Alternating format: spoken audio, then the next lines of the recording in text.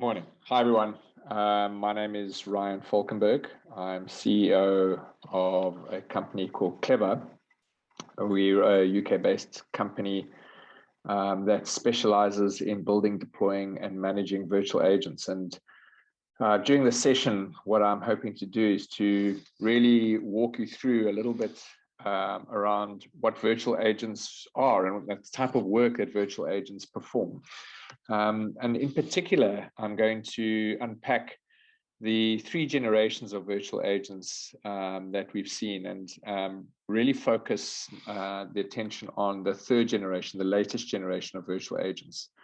And I'm also going to make sure that I don't just give you the theory around these exciting virtual agent capabilities, but also that I show you and talk you through exactly how they work. So I'm going to give you four different demonstrations, one within a retail space, one within a telco space, one within a governmental space, and one within a product or distribution company, technical products.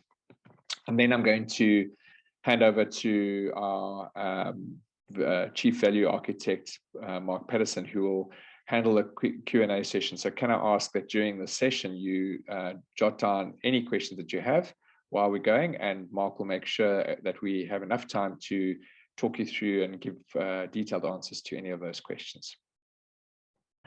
So let's start with what these virtual agents are. And I suppose in principle, what we're trying to do with virtual agents is to essentially replicate the logic that human agents are applying in customer service engagements.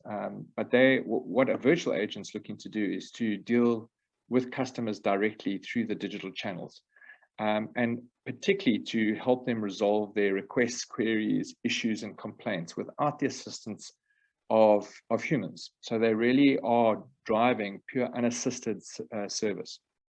And I suppose part of the challenge that we've had in this journey is how do you build a virtual agent brain that can engage like a human brain? Are we trying to replace human agent jobs with virtual agents, and what's the purpose here? And I suppose as we've looked at the industry, one of the things we've realized is that a lot of our effort in the human agent space has actually been to code human brains with very prescriptive logic, and turn them really into service robots.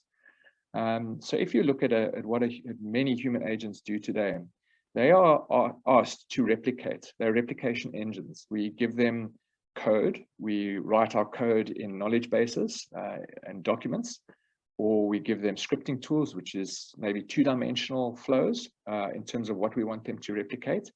We teach them about the business rules and the compliance rules. And then all of this is really in one dimension. We upload that information in a training session with them into their brain. And then we ask them to go into calls and apply this very one-dimensional logic into three multi-dimensional conversations with customers. And what they are then trying to do is, within each context and variation of every customer, they're trying to interpret a very simplistic formula and apply it effectively. And while they're trying to do that and not mess up, because the QA teams are waiting to catch, what their brains are trying to handle is moving data, because every few days they get called into another training room and saying the business rules have just changed. Instead of the interest rate being this or that, instead of this rule being this, it's now that. And what they have to do is unvelcro what they just learned and then upload the new version to try and apply it on the next calls. Added to that, they have the challenge of human memory, which has what we all know is we forget. If what I've learned 3 weeks ago, I've forgotten unless I've applied. And so what we've been doing with our human agents is really trying to turn them into service robots, but we've been trying to code their brain and apply their brain in our view in the wrong way. We haven't unlocked the humanity, their ability to have rich, meaningful conversations, to focus on the EQ side of the conversation rather than the IQ side. And so what we're starting to realize in the customer service space is that customers need different things at different times. Sometimes they just need a query resolved. And that is following rules and applying rules in context and getting it right. They want something done for them and they want it done quickly. Now that a virtual agent can do because it can follow rules and it can apply and get it done for a customer very quickly. But if I'm needing to be heard, if I'm needing somebody who understands my culture, my language, who can see that I'm distressed and can show empathy, I don't want to deal with a virtual agent. I want to deal with a human agent who can give me at a feeling level a customer experience that is differentiated. And so what we're starting to realize is that virtual agents are not competing with human agents, but what's starting to happen is that there's a separation of duties going on, that virtual agents are increasingly starting to tackle the queries, the issues, the complaints, and the requests that can be resolved based on replication or application of rules in context. Whereas what will never be replaced is the aspect that human agents bring to the customer engagement experience that fundamentally shape customer loyalty and change my relationship with you as a company. And what we have seen in the journey of virtual agents is that we started really with chatbots. So chatbots were our first version, or infobots. And we got so excited because we had AI, this magical snake oil that can do everything, and it could bring natural language to bear. And suddenly we could have this little chatbot that could have conversations with you in natural language. And that was the sexiness of a chatbot, is that I could deal with a human-like engagement with unstructured text, and I could somehow have this conversation in a chat forum type experience. But it wasn't a human I was talking to, it was a digital or virtual agent. The challenge we've dealt with is we've got so excited about the language capability that we underestimate the importance of the brain behind the language, and that most chatbots or infobots have very limited brains. And actually what they are ultimately designed to do as question and answer machines is that you can ask me something and I will try and give you the answer. And you feed me the same knowledge base that you're feeding a human brain, the same generic formats. You are guiding my logic in the same way you're guiding the human brain with decision trees. And you're hoping that you're going to get a different outcome. But what we're finding is that these chatbots, while they initially we thought, wow, this is going to really help us, it can answer a question like, what loans do you offer? Because if there's loan data in the knowledge base, the chatbot can give me links to that information. Or does FlexiServe Plus cover dental work claims? Well, if that information is available to the chatbot, it'll be able to find it. It really can help with that. But it is very limited to basic information requests. And if you look at the gambit, the full suite of call types that come into contact centers, those type of requests are fairly minimal. And I can read most of that up myself. What I really, if I'm coming to a contact center, I'm looking for something to be done, some action, some help. And so what we started to see is the second generation of virtual agents starting to emerge, the doers, not just the frequently asked questions, digital librarians, that could actually process a request for me. And so if I wanted you to top up my data by 100 megs, or can you add this Apple iPhone 11 to my insurance cover, the virtual agent probably could ask one or two questions and gather a bit more information needed, and then do straight through processing and be able to get and say it's done for you. So that was really helpful, particularly in banks and insurers, etc. They could get basic transactional requests automated with these virtual agents that were essentially transactional assistants. Again, in order for that to work, you needed to know exactly what you wanted that virtual agent to do. Your request needed to be explicit and straight. If you had anything more than that, so for example, if you had a query, you weren't sure of what you needed, you wanted some advice or an issue or complaint, and your context mattered, neither generation 1 or 2 could help you. So if I ask something like, I need money for a renovation and international travel, what's the right loan for me? I need advice. You're gone. Why is my bill so high? It depends. There's so many variables. There's a diagnostic required. It couldn't do that. And so what happened is you were then sent immediately through to an agent to resolve. But what you were actually asking as a customer is not to deal with another assistant. You actually needed an expert. that could advise you. And what's interesting is that because we have focused so much on assistance in our digital channels, what we've not been able to offer customers is advisory service and support. And actually, so many of the queries, issues, and complaints need that aspect. So to give an example, if I go to a pharmacy and I've got a sore throat, I might be very happy to work with an assistant or a pharmacist who's offering assistance. And how I do that is I go to that pharmacy and I ask for, I say I've got a sore throat and I'm looking for some lozenges. Which lozenges are right for me? And that pharmacist could assist me in choosing which is the right product. They could maybe ask, do you have any allergies, price requirements, 1 or 2 questions, and it could say that is the one you should go for. And that's helpful if I know that I've got a sore throat and I want lozenges. I just don't know which one.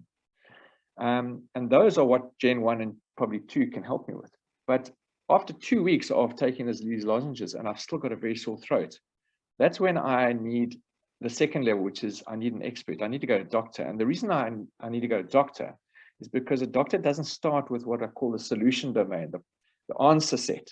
It starts with my problem. And the doctor will start looking at my throat and doing a root cause analysis to see what's causing my sore throat, and actually might find a cancerous growth in my throat. I could have had as many lozenges as I wanted. It would have never solved my problem. And it's the ability to start with my context, my situation, my problem, that a doctor is so important with. An expert, that is ultimately what an expert does. And more people are coming to contact centers or reaching for human expert support, because the digital information available is not enough. The assistance is not enough. They are needing advisory support, expert level support. And that is what's missing in all of the virtual agent capabilities. As I mentioned, so to augment that, because it is missing, what happens is that your chatbot or your transaction bot does a little bit, and then as soon as you ask the question, pops you straight to a live agent. So the catch-all is the live agent that is waiting to handle anything that a virtual agent can't handle. And unfortunately, it is a significant proportion of the queries, issues, and complaints cannot be handled through a virtual agent. And so ultimately, you really are always talking to a human agent. It's just not on a telephone call. You're talking to them via live chat, but it's still the same. It's assisted service. It's not the unassisted service we dreamed of. And so virtual agents really have been limited and almost a temporary fix. To give you a sense of an analogy of how this is realizing, if you think of traditional car manufacturers, we've perfected the art and science of carbon-based fuel vehicles, diesel and petrol vehicles. And suddenly the customers are asking for something else. They're saying, I no longer want a carbon-based fuel-powered vehicle. I would like an electric-powered vehicle. What happens is that you've architected your whole solution around the perfection of fuel-based vehicles, and all the pieces are really designed to make this thing work. Now you're being asked for something else. And so what you do is that within your paradigm, you offer a kind of an augmentation solution. You say, don't worry, we've got a hybrid. We've got a solution for you that now does both. And what essentially you've done is you've offered an electric-based vehicle, but it is totally dependent on your fuel-based architecture. That vehicle's charge comes from your fuel powering the engine, and then only through a couple of kilometers is there enough electricity starting to charge for it to help. But it's all based on your original architecture of fuel-based power. And so what we started to pick up is that there are other companies that started without the fuel-based legacy. They said, I'm going to start completely with the new model of how do I build a pure EV that has no requirement or dependency on fuel to power this. And as you know, for example, Tesla broke the back of it and designed a completely, the most beautiful vehicle. Anyone who has a Tesla, it just will never have anything else. But because why they could do that is they could start thinking and innovating without legacy challenges, without having to make the old work with the new. So they could design a chassis that is totally simple, that is like a skateboard. It is very few moving parts. It is cost effective. The batteries are all designed for that. Everything is designed to make EV work.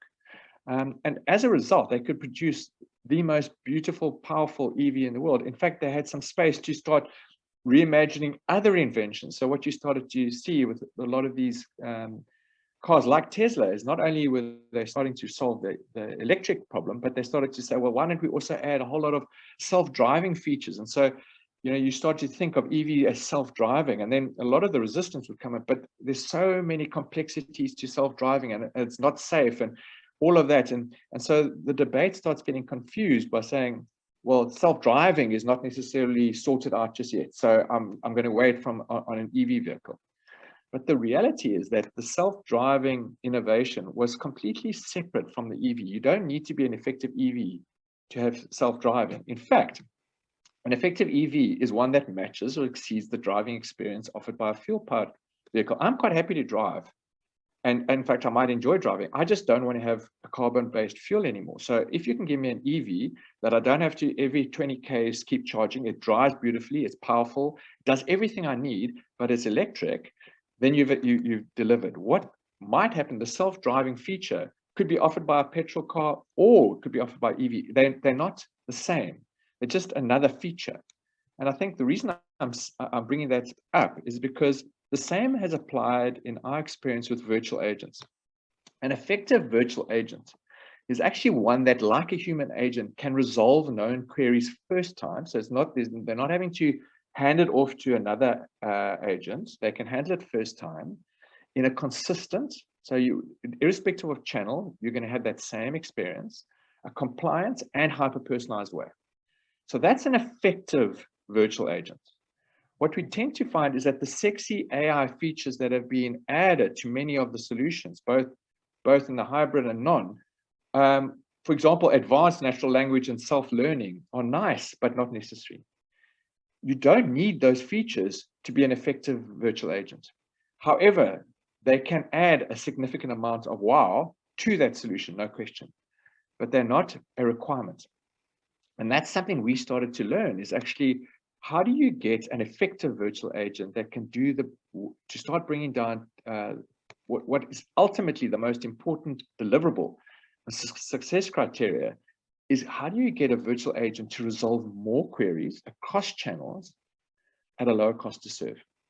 That's actually what we've got to try and achieve. It's not that they self-learn or that they're intelligent, because in my experience, we're not trying to get human agents to just self-learn and go off script and do their own thing. What we're wanting them to, or for example, for that purpose, to have a virtual agent have to have like a chat-like experience with a customer. They don't need a chat-like unstructured engagement with a customer to make it an effective virtual agent. As long as in that experience, it's hyper-personalized, consistent, compliant, and gets the job done. That for us, we realized, and our customers were saying, is an effective virtual agent. And it was very interesting because a large amount of probably the more traditional CX platforms and technologies, we started to realize actually that they were thinking a bit and like the traditional car manufacturers, because their customers were saying to them, but we would like an omni-channel solution. We need both a virtual agent capability and a human agent capability. They are specialists typically at human agent enablement. So what they would tend to then offer is a generation 1 or generation 2 virtual agent hooked in. And that was essentially the hybrid, is that they would then say, our fuel, the fuel that drives our solution are human agents. So we're going to make sure that fuel stays the core and is dependent. The virtual agent will always be dependent on the human agent. So we don't mind if the virtual agent can only do a very little bit, because as soon as they can't, our solution shows beautifully how it will hand off to a human agent that will solve the problem. So what is interesting is that all of these solutions, in a way, reinforce the need for human agents because of the limitations of their virtual agents. And the reason that that's the case is because their virtual agents are built off the chassis of the human-powered solutions that they've built. In order to make a human effective, you need effective knowledge bases, you need effective scripting tools, you need to bring intelligence or AI into it in terms of prediction so that you can get very effective, intelligent knowledge bases that are popping up with the right answers, navigating you through, creating the automations you need. All of that architecture has essentially been leveraged in those platforms to build the virtual agents. So again, it is learning off the same knowledge base. It is being driven off the same decision trees. And so the paradigm is connected, just like the hybrid was. You have to ultimately build off the same historic base. And what we are, I suppose, we started to realize more and more with that model was that it's really then a holding pattern. These hybrid solutions that are offering the omni-channel experience are really ultimately hybrid solutions that the virtual agent will never truly unlock. And the reason we realize that is because, as I mentioned, the virtual agent won't be able to predict specific answers if asked to learn off generic content. But to get very detailed knowledge bases, we've all know the pain of that. We've tried year after year, case-based reasoning and all the other mechanisms of trying to make that real for human agents, and it doesn't work. So it's not going to work for the virtual agent, and the same source of data is going to be accessible to a virtual agent to learn off, and it'll only therefore be able to handle the generic feedback. Secondly, it's not going to be able to have contextually relevant yet fully compliant conversations, because if it's going to be going on the rails of decision tree architecture that we're doing with our agents through scripting, well, it's never going to be able to hyper-personalize, because those are very rigid and very limiting. And as soon as context explodes and the customer wants to go in multiple directions, they're gone. So what we start realizing is that just that architecture, you're never going to then have your virtual agent having meaningful, multidimensional conversations with your customers, because it's built off a chassis that is going to limit it. It's also not going to be able to become an expert. It's always going to be an assistant. And that is because it's essentially architected like a question and answer machine. It won't be able to clarify, analyze, and diagnose in the problem domain, because it is built off the solution domain architecture. But I think most importantly is that the pressure to innovate is not actually coming to the virtual agent component, because there's the catch-all with the human agent. The pressure or the innovation keeps coming at the human agent side. So what you'll see with many of the CX platforms is some very sexy AI that will be doing effective routing to the brain that can answer the question. We'll be doing a whole lot of amazing AI intelligence and predictions for the human agent aspect. But it'll all be because the virtual agent is never allowed to get out of the starting blocks. It is fundamentally limited, and so there's a dependence on a human agent all the time. We are starting to see that moving and shifting, where we're getting some pure players entering the market, where those pure players have not started to try in the assisted. They've actually said, how do we, like Tesla, focus on the problem statement of getting an EV pure play? How do we start building a virtual agent pure play that can operate like a human agent, can have these multidimensional conversations, can resolve queries in context, and be compliant? And what's amazing about these virtual agents is that they can actually handle multiple channels. So you can get them working through the chat, through your website, through your app, as well as through the email. So if a customer is looking for self-service, they'll deal with the virtual agent. If the virtual agent, for some reason, can't resolve it, it can then hand over to the human agent to take over. If it can resolve it, it will work with the operating systems and with the knowledge base and actually solve it without any requirement or dependencies. What's also exciting about these virtual agents is that they can handle multiple roles that agents typically are asked to perform. They can be an inbound agent, they can perform as an outbound agent, and they can be a support agent. So in the inbound role, what you see is that a query can come in or a request, and what's important for that virtual agent is not to just jump onto it and say, okay, and start solutioning like most chatbots do, but actually to start with a clarification process. Just want to make sure I fully understand what your ask is, And you can ask it in natural language. I will first need to unpack it, and then I'll work it out. Then, can I analyze your situation and or your needs, or do a root cause analysis of your problem, so I can fully understand what we're trying to resolve here? And then can I start advising you on the right solutions with upsell, cross-sell triggers, etc., and then get it resolved? So can you enter, ask anything, I can then clarify, analyze, and resolve. And that's the first role, is that they're perfecting are these inbound roles. The second is an outbound role. So I, for example, may have a huge a list of leads, and I would like to be able to automate a lot of those engagement with customers. So on their WhatsApp, a link could arrive, and I actually need to qualify that lead. Well, now the virtual agents can actually do that by doing a very in-context qualification process with that customer. If it's qualified, they could even hand it over to a human agent and say qualified, all the data sets, and now the human agent can have the human conversation that's required to close. Or if it's not required, the virtual agent can continue with the correct offer and actually then hand it off to the operating systems for processing. So it could do the full, or it could do the lead. As well as in proactive servicing, you might pick up that a whole lot of calls are starting to come in. There's been a known failure. You know these calls are coming in, and you can send out a link. And as the customer clicks on, the virtual agent kicks in and actually proactively resolves that issue so that the calls don't flood your call centers. So that's the outbound role that they're also performing. And then the support role is quite interesting, where customers may be in a journey. They might be in the website, they might be at a drop-down, they might be some journey and they get stuck. They might be on your product catalog and they don't know what product to choose and they need advice. So at any point, at a drop-down, any point, I might need advice and I'm stuck. I don't know what to do here. I would now have to call a contact center or support center. Well, what can now happen is the virtual agent can pop up in context, know what it's dealing with, ask relevant questions, and based on your answers, trigger the relevant actions and unblock you.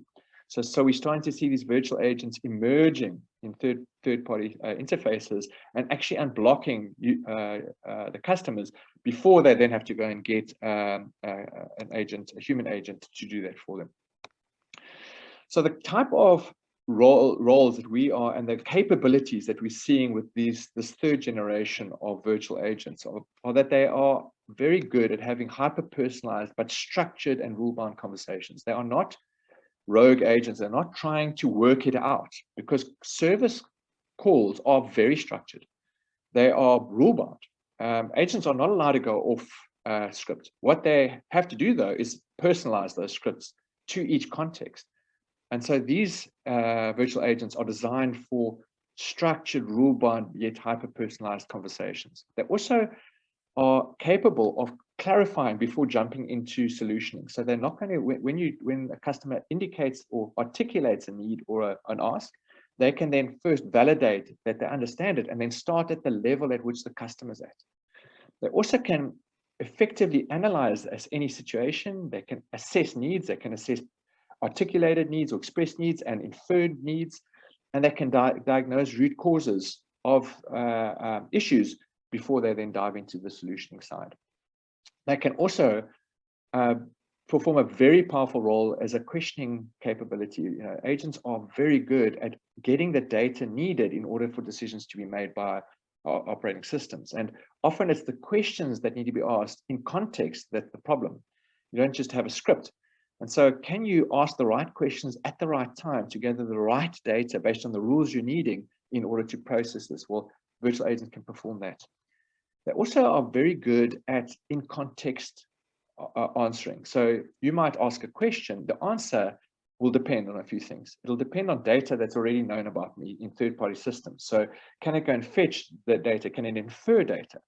Can it work on where I am in the journey? Because that will help already contextualize what it is that I need to give. Are there relevant rules that it needs to apply?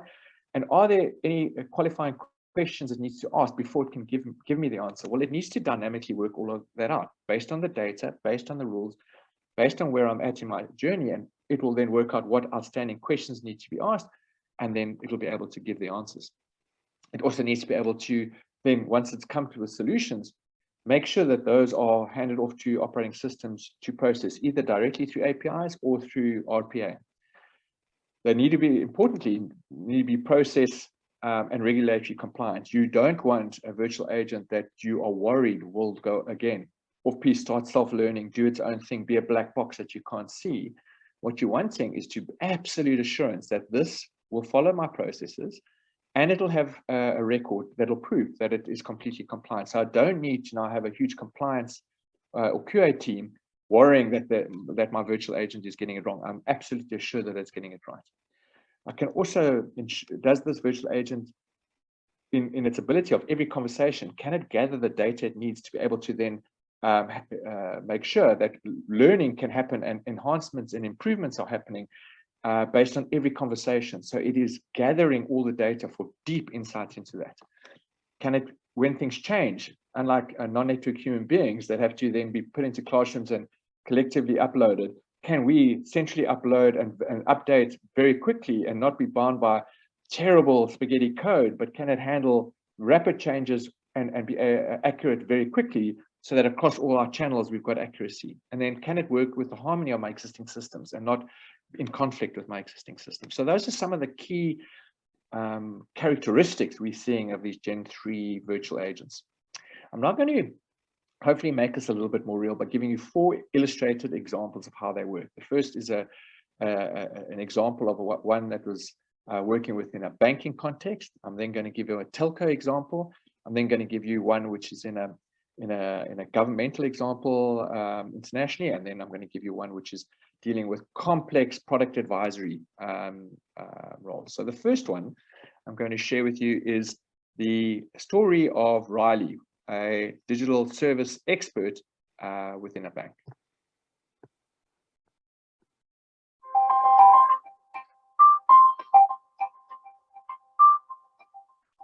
Meet Frank. Frank has just landed a big promotion. He wants to celebrate by building himself a home office. His wife, however, wants to celebrate with an overseas holiday. He can't do both without getting a loan. Frank researches the different loans available, but he isn't sure which one is right for him. He needs some advice. Normally, Frank would discuss his options with a financial advisor at his bank's local branch. Instead, he decides to try Riley, a digital expert available via his bank's website. To access Riley, Frank simply clicks on the floating icon in the web page. He then describes his need. Riley checks whether Frank knows which loan he wants to apply for, or if he needs help choosing the right loan to meet his specific needs. He needs help. Before continuing, Riley confirms Frank's identity. Once verified, Riley requests any relevant information on Frank from the various back-office systems. This helps Riley to keep the conversation hyper-personalized and avoid asking Frank any questions where the answers are already known. Riley then unpacks Frank's needs by clarifying the type of renovations, the details of the overseas holiday, and the estimated size of the loan that Frank needs. Using this insight, Riley identifies 3 different loan options. Frank can take out a home loan, he can apply for a personal loan, or he can upgrade to the Platinum credit card that offers the necessary credit facility. Riley also offers him links with more information on each product. Frank decides to go with Riley's recommendation, the home loan, based on the loan amount and when he needs the money by. Riley gathers all outstanding information required to process the loan application, while at the same time managing to cross-sell the premium insurance cover. Riley then passes this data to relevant back-office systems for processing. Within no time, Frank gets his loan approved. This also isn't the last time that he experiences Riley's one-touch digital self-service. When Frank needs to arrange Forex for his trip overseas, Riley helps him via the bank's WhatsApp channel. Later, Riley also helped him resolve a payment query via email. Offer your customers a digital expert at their fingertips, one that always resolves their sales and support queries in a consistent, compliant, and hyper-personalized way. So, just on that, so that example is one in which you've got. Oh, sorry, let me just.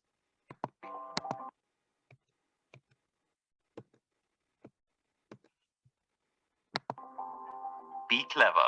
Automate intelligently.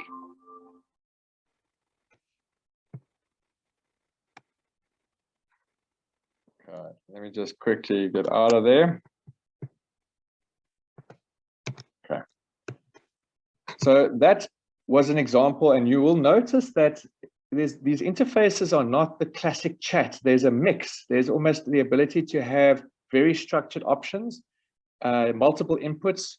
You can have a lot of images, etc. So there's more of a shift away from these typical chatbot, very limited interfaces, and you're starting to see a move back to more rich interfaces that can have HTML, a lot more capabilities brought into them, and moving away from the old typical limited chat conversational AI that we initially thought was really great, but in customer service is not proving so great. So now I'm going to show you an example of a similar type, but in a totally different context, where in a telco, you've got the challenge of huge volumes of technical queries coming in, from my Wi-Fi doesn't work to I need help with choosing a specific product, etc. There are so many possibilities. And also, if I have a specific number, I need to be dealt with in context with all the third-party systems. So in this example, I'm going to walk you through. This is a live example that I took. What happens is that you also have to give your number. You then will be sent an OTP. And that just makes sure that we've got the security sorted out for you. So this is live. So it actually took a few seconds for me to get that OTP. And once I've got the OTP on that, what essentially I have is all my data is being collected from the operational system, so that it is now hyper-personalized. So that was a call the virtual agent had to make into the operating systems. I now get the ability to use free text through natural language. Now, what's important here is that that's really where natural language is very helpful, is in the ask, is let me have my ask in any way possible. I then can have that clarified to say, is that what you were meaning? Were you meaning a blocked puck? If I say yes, what the virtual agent is then looking in all the possibilities is to say, well, what information can I help you with to unblock yourself?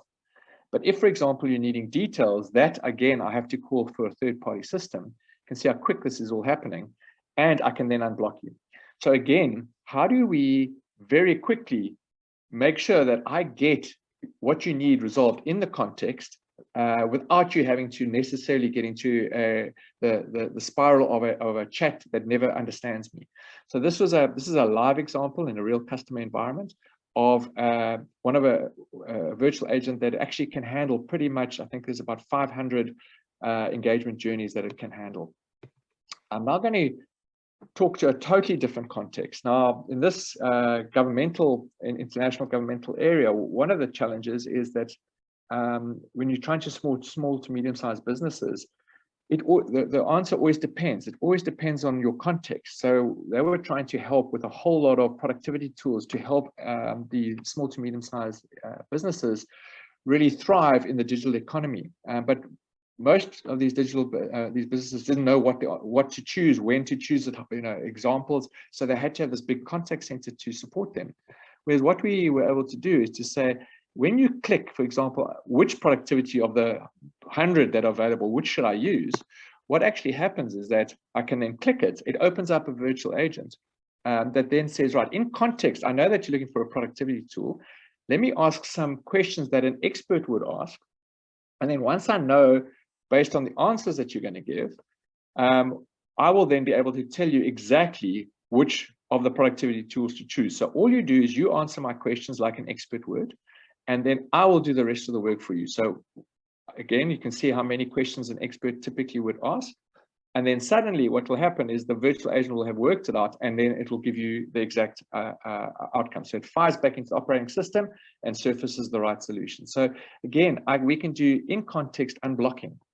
The final one I want to give is an example which is far more complex. This is a huge company that deals with thousands and thousands of very complex technical products, flooring products.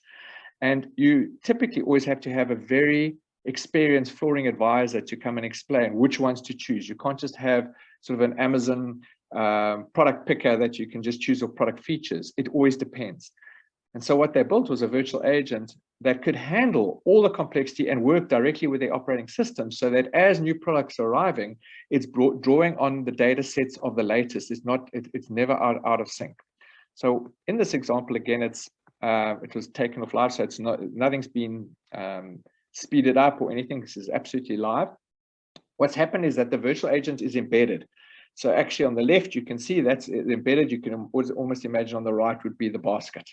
And it's now drawing data sets to say, what are you? So I'm, for example, in education, I'm in private school. It now has worked on data sets of what are the possible areas within that particular school that you may or may not want to deal with. It's now said, okay, which one of those do you want to deal first? The kitchen is the first one. And which type of flooring? Let's say the choice is luxury vinyl tiles. Now, this is a big call, and it actually takes quite a few seconds. It has to go into the database, gather all the data sets that are relevant to schools, private schools, with those particular conditions, and bring out all the data sets that differentiate the floors. So this is the long call, and after that, you'll see how quickly it speeds. Now it's worked out. Okay, I picked up the data sets that are from price range to the type of flooring to the color, and you can choose any one. There's not a decision tree inside here. These are all data points. And let's say I chose traffic at high. Well, now it has to work out what are the remaining options. Maybe it's beige that I'm looking for. So high traffic, a beige, and maybe I'm looking for either a design feature or a certain price range. So in this case, I then chose a price range. I went for the highest. Said I'm happy to go high. Okay, well, in those high, there are two design options you can choose. I chose the beveled one, and now I have to look at a tile size, and there it is. And it found exactly the solution that I'm looking for. It was able to pick up all the images that I need to make the decision, to be able to make that decision, and then put it back into the basket. So that's, to give you a sense, that was a way in which a virtual agent can essentially unblock a customer with a huge complex product and help them fill their basket, because it gives them advisory. So I'm just going to quickly summarize that if you're looking for generation 3 virtual agents that can do all of the known queries unassisted, what you're going to need to look for are virtual agents that can handle inbound, outbound, and support roles. They need to be able to have consistent, compliant, and hyper-personalized conversations. They need to be able to serve your customers across different digital channels. We need to be able to offer in-context decision support from within third-party interfaces. We need to be able to stay relevant and up to date when business rules change. So that's a very important feature that you need to look out for. Look out for the ability to facilitate conversations while passing to third-party systems. So it can facilitate very in-context conversations. It needs to be able to offer deep insights into every conversation, not be a black box for you. Have the rich data of every conversation for analytics. It needs to be able to work effectively with human agents to pass what it can't do, but straight to agents with full context so that they can continue. And then finally, we need to be able to reduce the total cost. It must reduce the total cost to sell and serve. It mustn't just be something that keeps passing across to human agents and, for all intents and purposes, add very little value.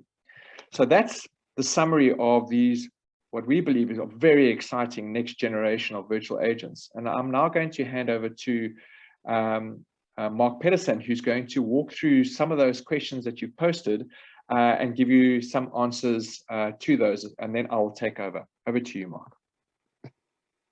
Great, thanks very much, Ryan, and thanks to everyone for the questions. Again, we will get back to you privately if I'm not able to handle them in this part of the session. So one of the questions that has been asked a few times is really just about the technology. What technology do we use to build the Generation 3 virtual agents? And there are many pieces of technology out in the marketplace. From a CLEVVA perspective, we've got a low-code platform that allows small teams to build, deploy, and maintain these virtual agents, and ultimately all of the features and the tools to be able to do that and integrate it and optimize those. So that really is what the CLEVVA platform is all about. And in terms of some other questions been asked around additional use cases to reduce the cost to serve using the virtual agents. And I wanted to just touch on, there's a few questions around telcos, and maybe Ryan showed a really good example, but there's some other ones I thought I'll just unpack a little bit. One that we often get is in the telco space, customers needing support, particularly around their bills. High bills often come in, and a virtual agent, again, would be able to handle a natural request. Somebody might ask, I have a high bill, or I have bill shock, and the virtual agent would then look to authenticate them and contextualize it to that customer's world, and then ask a number of questions to disambiguate and actually determine, which bill it is, which account it relates to, and then also look at analyzing, looking at previous bills, looking at where the additional costs are, and ultimately then explaining why they have that additional cost. For example, a content service, try and make sure that they understand what the features and benefits are of that content service, so that they can then potentially keep it or decide to turn it off. So in telcos, those are the types of use cases. In terms of sales, also another really good example in telcos is around customers asking that they need internet. And again, a virtual agent that we build is able to ask a number of questions to clarify the need around the internet. Why do they need it? And can do a broader needs analysis. Say, for example, they need internet for their home, for their family, they're moving into a new home. It can ask questions around how many devices, how many, what's the location, what is the size of the home, and how many users there will be, and then move to resolve it by offering, the best data package, the best hardware, and the best products that they can cross-sell, and make sure that they set up with the connectivity for their home. Some other examples in banking, payments, often where customers struggle, that they, for example, make an immediate payment, and the virtual agent would need to clarify who they made the payment to, what options did they use, what was the amount, and then look at trying to determine why that immediate payment didn't go through. And then have the ability to determine the business rules, and then ultimately push that payment through automatically by integrating into the banking systems using APIs or RPA. And then also in the banking context, being able to handle quite complex sales type conversations, customers that want to switch banks. So again, the virtual agent would need to be able to do an analysis of what their current banking requirements are, what are the products they have with the existing bank, what's their current financial situation, to understand all their financial needs, to determine then what is the best product set for them, and ultimately to then help them through the online applications, and then automate that process of doing the switch across. And then finally, just a couple of examples in insurance, which we play in a lot, and a few questions around that, is in terms of customers wanting to understand a challenge with a claim, or a problem with a claim. So the virtual agent being able to, again, authenticate, determine which, what was the policy in the claim, and then analyzing that claim to make sure it understands what the situation was, and ultimately respond back with the amount and the rationale for why that particular claim was potentially short paid, and linking it back to the policy. So again, like the best human agents would be able to handle that particular situation, the virtual agents can replicate that and make sure that that customer gets the right answers, and that they don't feel that they need to actually speak to a human agent. And another one, just in a sales context within the insurance space, is particularly on policy renewals.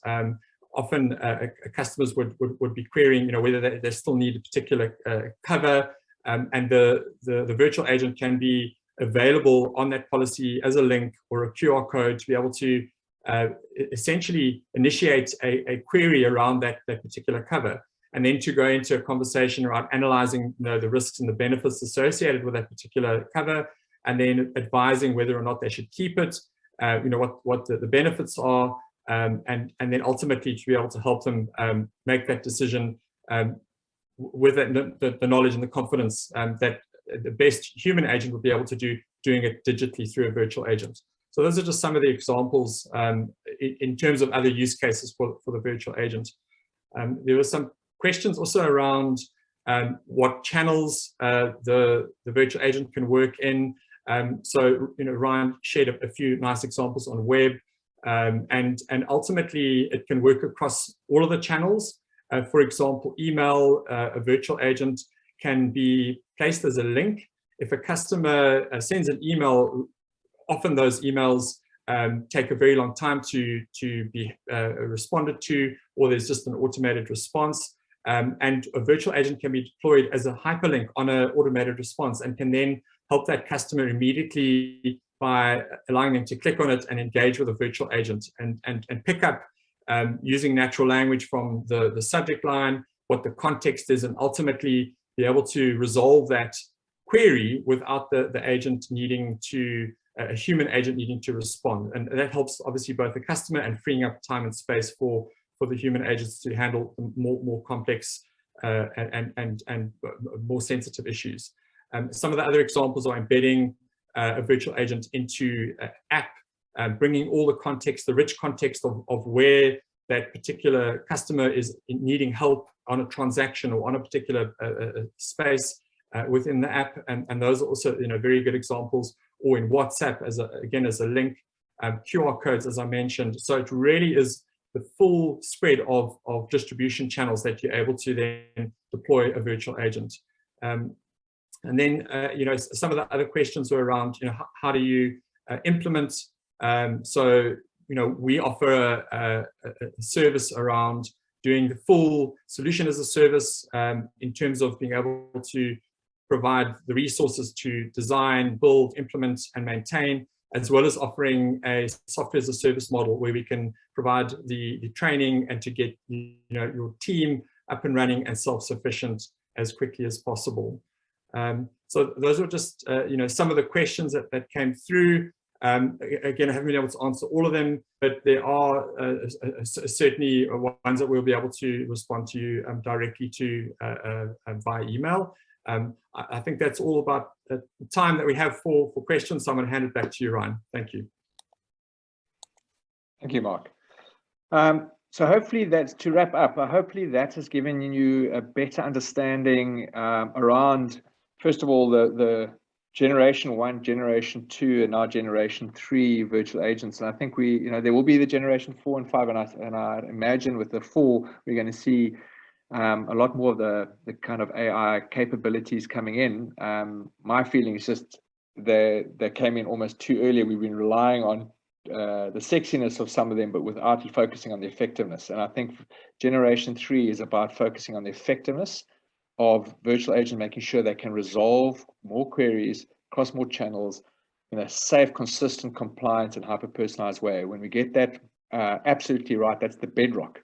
Then it's about how do we make sure that they can optimize, and I believe that will be the next bounce of the ball. But what we're excited about is that we can now start offering virtual agents into the market that are no longer this disappointment, that are no longer the frustration of I can't stand this chatbot, it doesn't actually ever understand me, or it doesn't ever give me anything of value, or it has such a limited value, and I have to always end up with a human agent anyway. That we can now start really offloading a huge amount of the queries that are coming into the contact centers and give it to the virtual agent to handle, and then give the human agents unlock them and their humanity, allow them to bring themselves into play, and to stop being robots and to start being themselves and offering an experience that is of high value, and that customers seek because they're needing that value. But that they have a virtual agent that can do it at a far lower cost structure when they need stuff done. If you would like to explore this a little bit further and to understand it, please feel free to reach out to us. All our details are via the CLEVVA.com.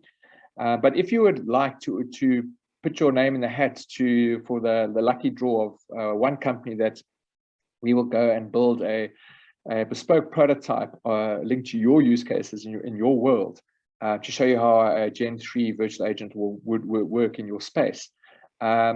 I invite you to click on the link that's been provided in the chat and enter now. And we will then on the 5th be doing the lucky draw. and be excited to let the winner know, and then you'll get that experience of not just this theoretical construct, but actually practical in your use case with something that really is meaningful. So I'm going to wrap it there and say thank you so much again for your time and for being part of this. We will be sharing the link to the session as well, should you want to refer back to it. But we really hope that this has helped, again, put in context what we believe is an incredibly exciting next part of the customer service space, a part we believe is really needed to unlock humanity and bring back the humanity of our human agents, and to really get some effectiveness back into the virtual agent world. So thank you again, and we hope that you have a fantastic rest of your day. Bye.